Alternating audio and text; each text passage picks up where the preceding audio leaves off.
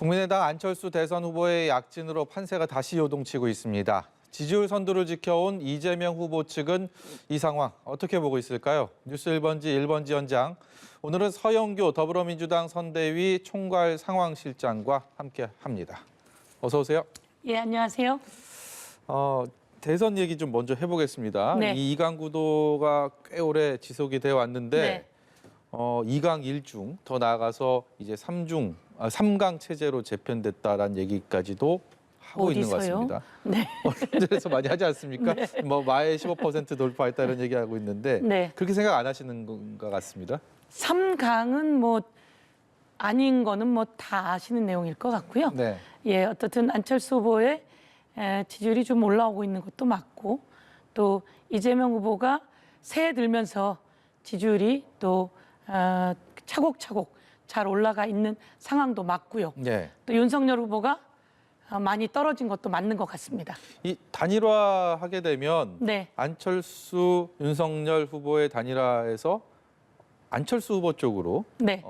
유리하다라는 여론조사 지표가 나오고 있습니다. 그리고 실제로 단일화 후보로 안철수 후보가 나설 경우 이재명 후보도 굉장히 위협하게 된다라는 지표도 네. 나오고 있고요. 이 부분에 네. 대해서도 설명이 필요할 것 같습니다.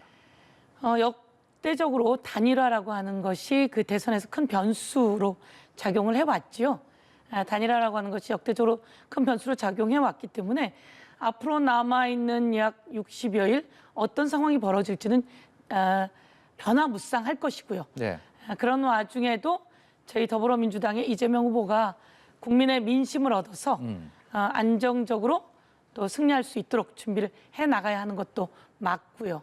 예, 그래서 저희는 이제 어떤 다른 그 상황보다는 열심히 뚜벅뚜벅 국민을 향해서 국민의 민심을 사고 그리고 유능한 실력으로 국가 안정을 마련해 나가는 뭐 이런 정치를 펼쳐 나가는 것이 저희들이 해야 할 일이다 이렇게 말씀드릴 수 있을 것 같습니다. 지난주 이 시간에요. 예. 딱 지난주 이 시간입니다. 송영길 대표가 제가 드렸던 질문 중에서 안철수 후보에 대해서 네.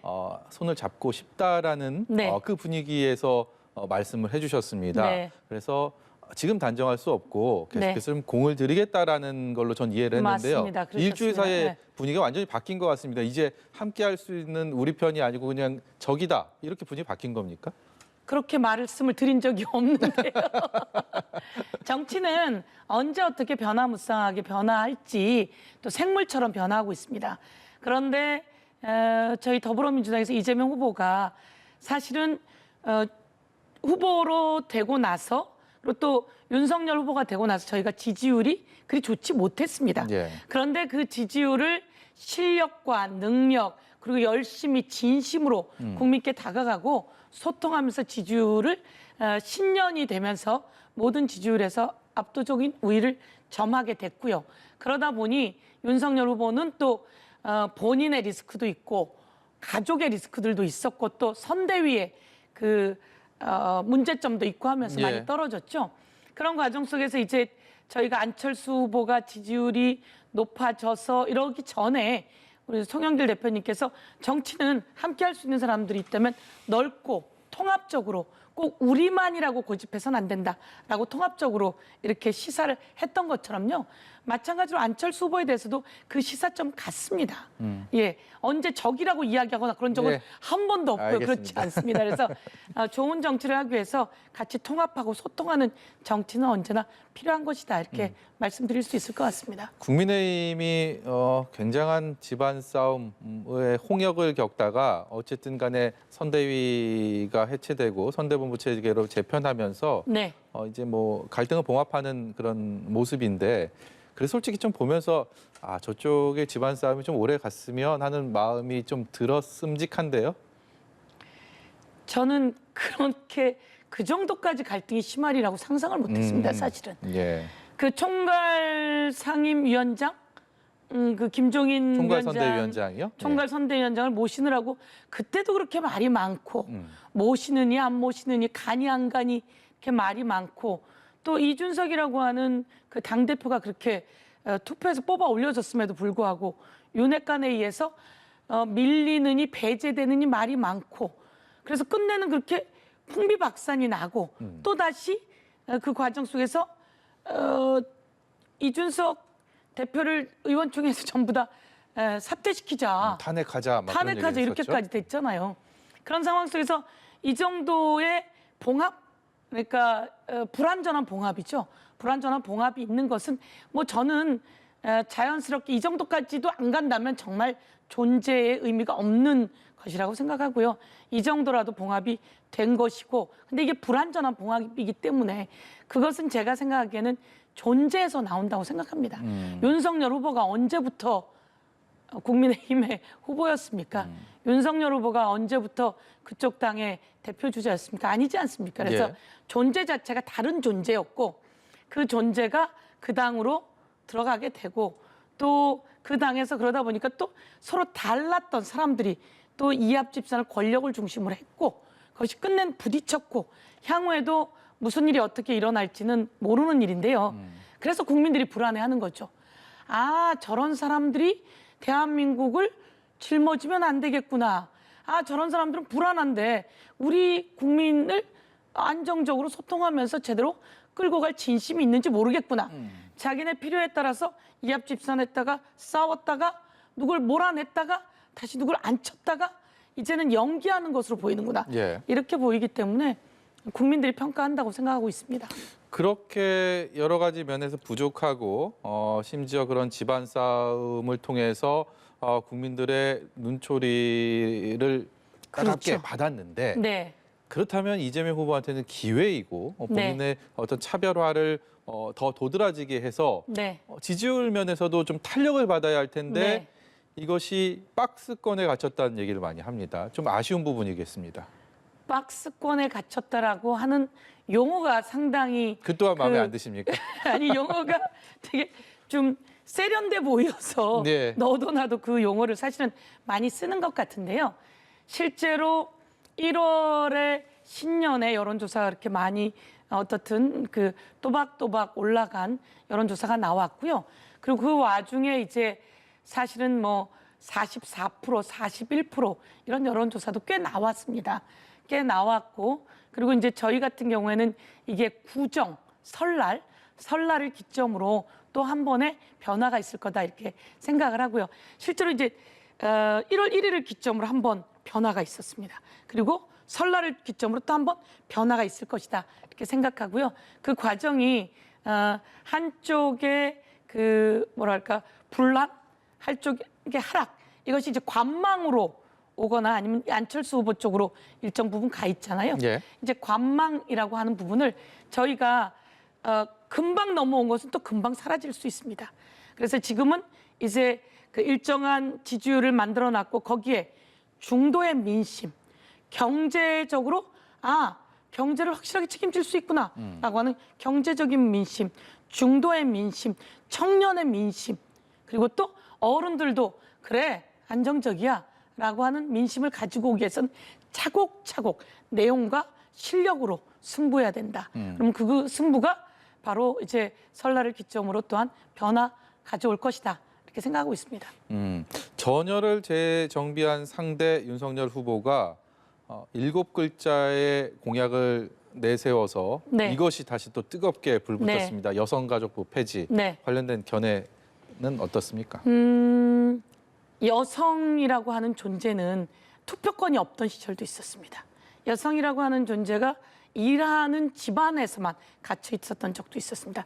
여성이 비하되기도 하고 여성이 폭력에 시달리기도 할 때가 있었습니다. 이런 모든 것들을 여성을 성평등하게 만드는 역할을 해왔던 것이 여성가족부였죠.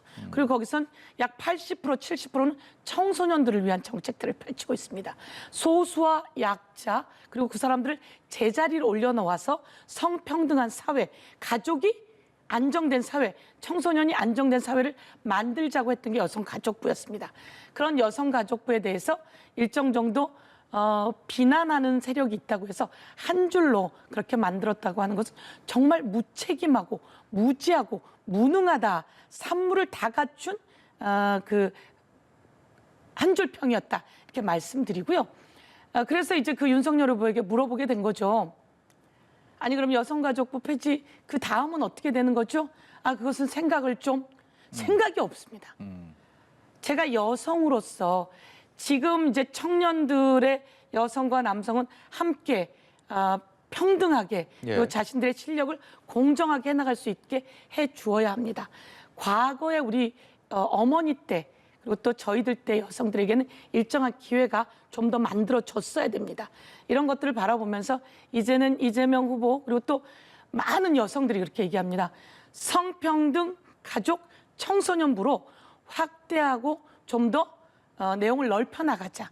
그래서 성평등한 행복한 가족 사회를 만들자라고 이재명 후보도 그렇게 얘기하고 대다수의 여성들이 이렇게 이야기합니다. 폐지가 아니고 오히려 더 강화를 해야 된다, 더 넓혀야 된다. 확대하고 역할을 더 만들어서 성평등하게 가야 된다는 거죠.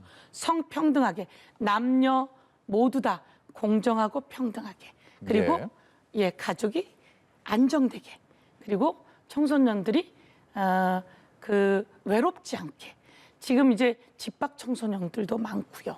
그다음에 가족도 위기의 내용이 많습니다. 여성가족부가 해왔던 일들은 예를 들면 미혼부의 아기는 출생신고를 하지 못합니다. 그럼 미혼부의 아기도 출생신고를 할 수 있게 한다든지 이 약자와 소수들의 귀를 기르고 그것을 만들어내는 거죠. 성범죄자의 신상을 공개한다든지 호주제를 가족 관계로 재편한다든지 이런 식의 일본식의 것들을 정리해왔던 이런 역사와 역할들이 있습니다. 예. 여기서 이제 남녀가 공정하고 성평등한 사회로 만들어 나가는 생각을 하고 이야기를 해야 되는데 윤석열 후보가 생각을 좀 알겠습니다. 국민이 평가한다고 생각하고 있습니다. 예. 네. 이 질문은요, 어떤 특정 후보를 지칭해서 드리는 질문은 네. 아니고요. 이 진영 간 갈등이라는 게 어떤 선거의 공식처럼 굳어져 왔던 것이 사실입니다. 네. 부인할 수 없는 사실인데 이번 대선 보면 뭐 세대 갈등, 게다가 뭐 젠더 갈등, 2030을 얘기하면서 남성, 여성을 얘기하고 여성가족부 폐지 얘기도 어떻게 보면 비슷한 그렇죠. 선상에 있는 네, 것으로 네. 볼 수가 있을 것 같은데 이 제도권 정치의 이 프레임을 짜는 이런 식으로 국민들에게 표를 좀 구하는 이 방식에 대해서 좀 비판하는 목소리가 있습니다. 단호히 안 된다고 생각합니다. 정치는 모아나가고 통합시켜 나가고 미래를 얘기하고 행복을 얘기하고 희망을 이야기해야 된다고 생각합니다. 그런데 출마할 때부터 대통령에 대한 복수심에 불타는 형태 그래서 갈등을 만들고 마찬가지로 세대하고의 갈등들을 만들어내고 남녀 갈등을 만들어내고 20대 여성과 남성의 갈등을 만들어내고 그렇게 하면 그 정치는 대한민국을 뒤로 후퇴시키는 정치입니다. 그건 정치가 아니죠. 그것은 자기의 욕심을 가지고 나와서 마구잡이로 휘둘러대는 것이다라고 생각합니다. 본인이 검사였고 본인의 부인, 본인의 장모, 본인의 가족은 10원 한 푼 안 받았다고 그러면서 시작했던 정치 아닙니까? 장모님이 10원 한 푼 안 받았다라고 하면서 부인에 대해서도 공정하지 못하고 본인은 더하죠. 그런 상태에서 나와서 이제는 어디에 표가 된다고 생각하고 그 표를 향해서 가는 행위는 제가 보기엔 국민이 보고 있습니다. 그리고 그래서 이제 이재명 후보 같은 경우에 조금 불리하다. 표로서는 왜 불리한데 갑니까? 라고 하는 이야기가 있을 수 있지만 들어야 합니다. 듣고 무엇이 아픈지 듣고 그래서 그 아픔을 치유해 줄 수 있게 가야 합니다. 라고 하는 형태의 정치를 하는 것을 국민이 진정성 있게 본다 이렇게 생각하고요.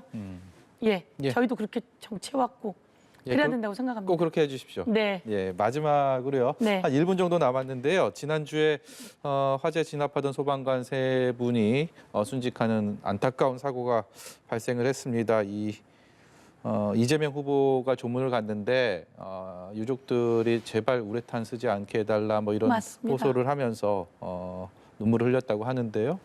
국회 행안위원장이시잖아요. 계속 이런 사고 나면 또 뭐 재발 방지 얘기했다가 다시 또 잊을만 하면 또 그러고요. 너무 많이 그런 상황들을 목도해 왔기 때문에 짤막하게 이번 사고 이후에 어떤 다짐을 듣고 싶습니다. 실제로 소방관인 오영환 의원이 저희 행안위원입니다. 행안위에서 소방관들을 보호하고 국민을 안전하게 구출할 수 있는 제도를 법으로 만들었습니다. 그 중에 하나가 지금 말씀하신 그런 겁니다. 냉동 창고를 만들거나 건축을 지을 때 우레탄이라고 하는 그 소재를 사용하게 되면 값이 싸고 보호하는 형태가 됩니다. 그렇지만 이것은 가연성이 아주 높습니다. 그 공사를 하는 중에 불이 나고요. 그것이 아주 크게 불이 번집니다. 이번도 마찬가지로 불이 꺼졌어. 이제 잔불 정리해야 돼. 혹시 안에 누군가 있을지 몰라. 빨리 들어가서 마지막 구하자. 제일 일찍 들어가서 제일 늦게 나오는 분들이 소방관입니다. 구하러 들어갔는데 이게 갑자기 화재가 커져버린 겁니다. 그러면서 목숨을 잃게 되는데 저희가 이런 것을 이제 쓰지 못하게 법을 만들었습니다. 근데 이 법이 만들기 전에 설계된 것이라 이런 일이 생길 수밖에 없었습니다.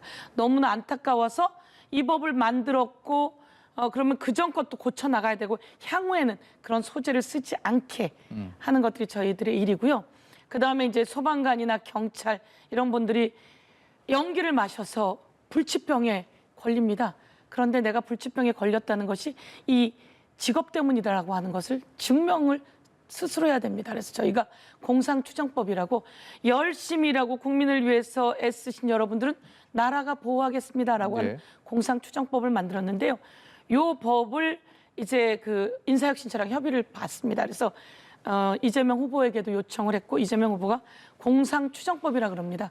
이게 일하다가 생긴 병입니다. 먼저 그렇게 정하고 증명을 그 인사혁신처에서 해나가는 거죠. 이런 제도를 저희가 소확행, 소소하지만 확실한 행복, 또 명확행, 이재명이 확실하게 하는 행복 이렇게 해서 공약으로 만들었는데요. 아까 말씀드리듯이 진정성 있는 정치로, 진정성 있는 법으로 이렇게 다가가도록 하겠습니다. 꼭 그렇게 해주시기를 부탁드리도록 하겠습니다. 여기까지 듣도록 하겠습니다. 지금까지 이재명 후보 선대위의 총괄상황실장 맡고 계시는 서영교 민주당 의원이었습니다. 고맙습니다. 네, 감사합니다.